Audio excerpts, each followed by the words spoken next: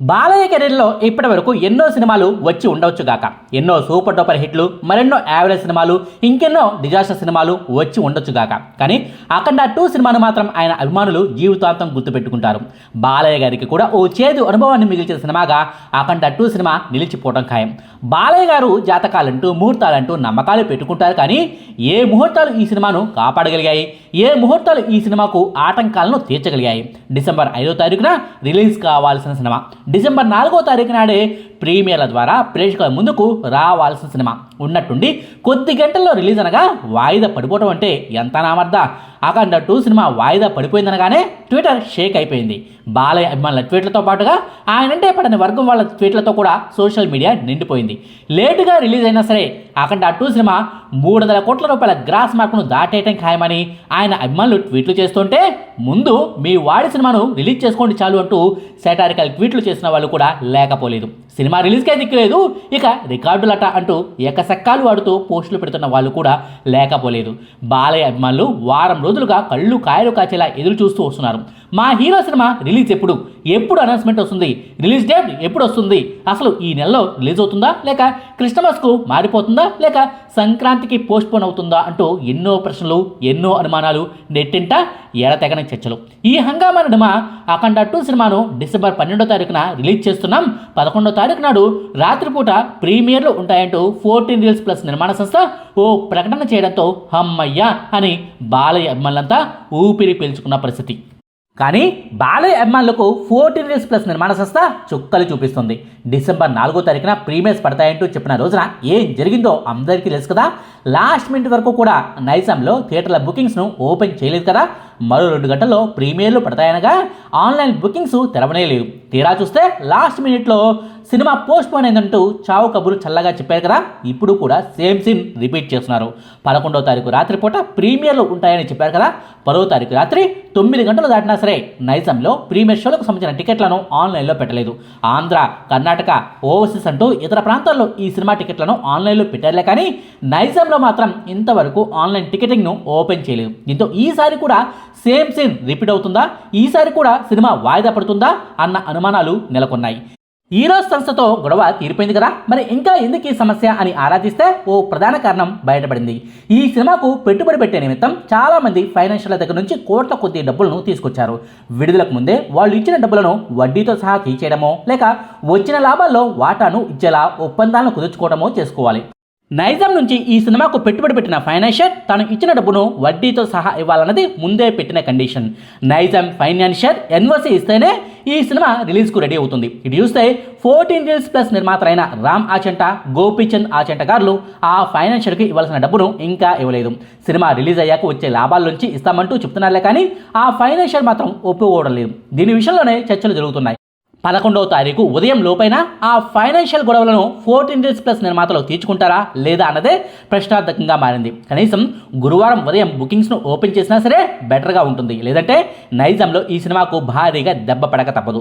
ఒకవేళ bookings open కాకపోతే, ఆ ఫైనాన్షియర్తో వ్యవహారం సర్దుబాటు కాకపోతే మళ్ళీ ఈ సినిమా పోస్ట్ పోన్ అయినా ఆశ్చర్యపోనక్కర్లేదు. నిజానికి ఈ సినిమా నిర్మాతల పట్ల జాలి కలగాలి.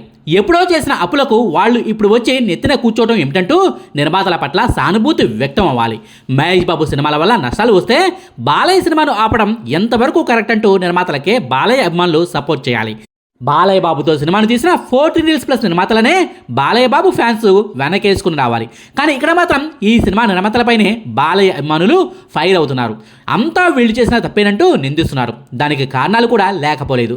మొదట్లో 14 రీల్స్ ఎంటర్టైన్మెంట్స్ అనే పేరుతో వీళ్ళు సినిమాలను తీశారు. ఎన్నో సూపర్ డూపర్ హిట్లను తీశారు. ఎన్నో ఫ్లాప్స్ను కూడా వాళ్ళ ఖాతాలో ఉన్నాయి.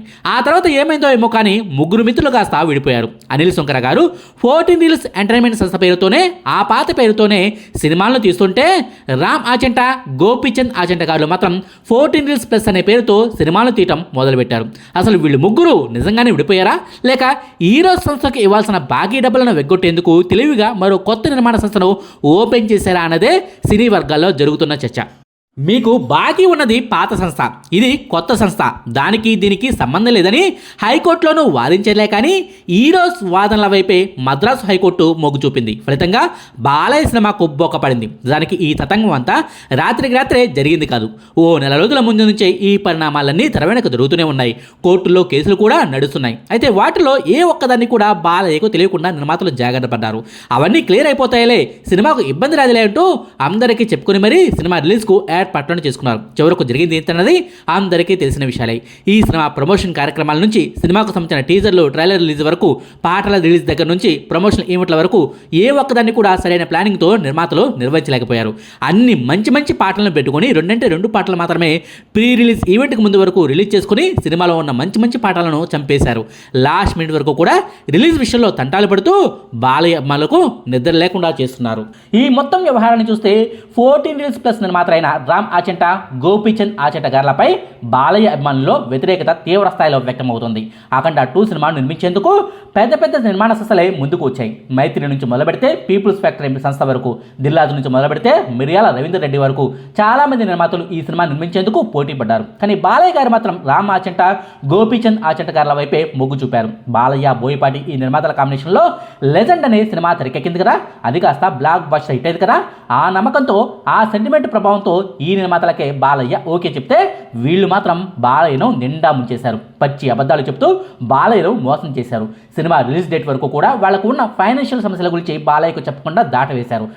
60 కోట్ల రూపాయలకు పైగానే అప్పులను నెత్తిన పెట్టుకుని మరో 200 కోట్ల రూపాయలతో అఖండ 2 సినిమాను నిర్మించారు. తెర చూస్తే ఈ సినిమాకు భారీ స్థాయిలో ప్రీ రిలీజ్ బిజినెస్ జరిగినా డిస్ట్రిబ్యూటర్ల నుంచి రావాల్సిన డబ్బులు రాలేదు. మీరు మాకు ఆల్రెడీ గతంలో ఇంత బాకీ ఉన్నారంటూ డిస్ట్రిబ్యూటర్లందరూ పాత బాకీలను తెరపైకి తీసుకొచ్చి ఈ సినిమా నిమిత్తం నిర్మాతలకు సగం డబ్బులనే పంపించారు. ఫలితంగా 120 కోట్ల రూపాయల వరకు డిస్ట్రిబ్యూటర్ల నుంచి రావాల్సింది పోయి అది కాస్త సగానికి సగం తగ్గిపోయింది. ఆ తర్వాత ఈ రోజు సంస్థ ఎంట్రీ ఇవ్వడం, కోర్టు కేసులు, బాలయ్య ఎంట్రీ, రెమ్యునరేషన్ తగ్గించుకోవడం, కోర్టు సమస్యలను బయట సర్దుబాటు చేసుకోవటం, కోర్టు నుంచి గ్రీన్ సిగ్నల్ వచ్చేలా చేసుకోవటం వంటి విషయాలన్నీ అందరికీ తెలిసిన విషయాలే. అయితే ఇంత జరిగిన 14 రీల్స్ ప్లస్ నిర్మాతలు మాత్రం చాలా నిర్లక్ష్యంగా వ్యవహరిస్తున్నారు. అసలు లాస్ట్ మినిట్ వరకు కూడా ఫైనాన్షియల్ సమస్యలను ఎందుకు తీర్చుకోలేకపోతున్నారన్నది సినీ ఇండస్ట్రీ వర్గాలకు అంతు చిక్కని ప్రశ్న. డిసెంబర్ 4వ తారీఖు నుంచి నేటి వరకు సరిగ్గా వారం రోజులు సమయం దొరికినా సరే ఇంతవరకు ఫైనాన్షియల్ సమస్యలను తీర్చుకోవడానికి వాళ్ళకు సమయం దొరకలేదా? పోనీ సమస్యలు అంత ఈజీగా తెమిలేవి కాదనుకుందాం. మరి హడావిడిగా 12వ తారీఖున ఈ సినిమాను రిలీజ్ చేస్తున్నామని ఎందుకు ప్రకటించాలి? 11వ తారీఖున ప్రీమియర్లు వేస్తున్నామని ఎందుకు ఘనంగా చెప్పుకోవాలి? ఓవైపు ఆంధ్రప్రదేశ్ సహా ఇతర ప్రాంతాల్లో బుకింగ్స్ను ఓపెన్ చేసి నైజాంలో మాత్రమే ఈ సినిమా బుకింగ్స్ను పెండింగ్లో పెట్టారు. ఈ పరిణామాల వల్ల ఈ సినిమా మళ్ళీ పోస్ట్పోన్ అవుతుందేమో అన్న అనుమానం రాదా? నైజాంలో ఎప్పుడు బుకింగ్స్ ఓపెన్ చేస్తారని నిర్మాతను ఓ నెటిజన్ నేరుగా అడిగితే మేము కూడా తీవ్రంగా ప్రయత్నిస్తున్నాం, త్వరలోనే గుడ్ న్యూస్ వింటారంటూ కళ్ళబుల్లే కబుర్లను చెప్తున్నారు తప్పితే ఫలానా టైంకు బుకింగ్స్ను ఓపెన్ చేస్తామని ఒక్క మాట కూడా కరెక్ట్గా టైంతో సహా చెప్పలేకపోతున్నారు. అంతేకాదండి, మరో విచిత్రం ఏంటంటే నైజాంలో రెగ్యులర్ షోలకు సంబంధించిన టికెట్లను అక్కడక్కడ ఓపెన్ చేసేలే కానీ ప్రీమియర్ షోల టికెట్లను మాత్రం పెట్టడం లేదు. 11వ తారీఖునే తెలంగాణ ప్రీమియర్ల టికెట్లను ఆన్లైన్లో పెడతామంటూ 10వ తారీఖు రాత్రి 7:30 గంటల సమయం దాటిన తర్వాత ఓ పోస్ట్ అయితే సోషల్ మీడియాలో పెట్టారు. అభిమానులకు అర్థం కానిది ఏంటంటే రెగ్యులర్ షోలకు లేని ఇబ్బంది ప్రీమియర్లకు ఎందుకు వస్తుందన్నదే అభిమానుల ప్రశ్న. ఓ పెద్ద హీరో సినిమాకు సంబంధించి ఇంత వరస్ట్ ప్లానింగ్ను ఏ సినీ అభిమాని కూడా ఇంతవరకు చూసి ఉండడు. అసలు ఈ సినిమా ఎందుకు ఆగిందో చెప్పడానికి ఇంతవరకు ఓ ప్రెస్ మీట్ను కూడా పెట్టలేదు. పోనీ కొత్తగా రిలీజ్ డేట్ను అనౌన్స్ చేసేటప్పుడు కూడా ఓ ప్రెస్ మీట్ను పెట్టింది లేదు. ఆ బ్రిడ్లు కూడా సరిగ్గా ఇవ్వరు. ఈ ఏడాదే కాదు, సినీ ఇండస్ట్రీలో ఈ మధ్యకాలంలో ఎన్నో పెద్ద సినిమాలు రిలీజ్ అయ్యాయి. ఇంత వరస్ట్గా ఏ సినిమాను కూడా ఏ నిర్మాత కూడా రిలీజ్ చేయలేదు. ఓ ప్లానింగ్ లేదు, ఓ విధానం లేదు, అంతా వరస్ట్.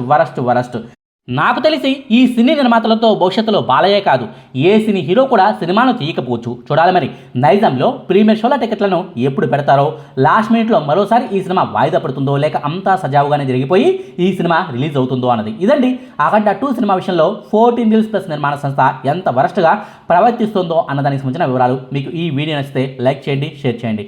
మరిన్ని ఆసక్తికరమైన వీడియోల కోసం మా కొత్త ముచ్చట ఛానల్ను సబ్స్క్రైబ్ చేయడం మాత్రం మర్చిపోకండి. Thank you.